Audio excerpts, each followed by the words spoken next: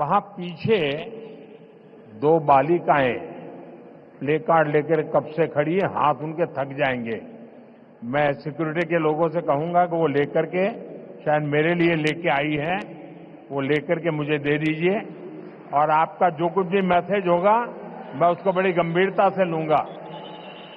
அங்கே கூட்டத்திலே ஒரு சிறுவன் கையிலே ஒரு பதாகையை ஏந்தி கொண்டிருக்கின்றான்.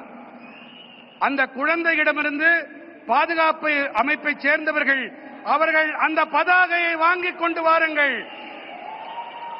கண்ணா, அதுல என்ன எழுதியிருக்கோ அதை நான் சீரியஸா எடுத்துக்கிறேன், அதை கருத்துல கொள்றேன் அப்படிங்கறத நான் தெரிவிச்சுக்கிறேன்.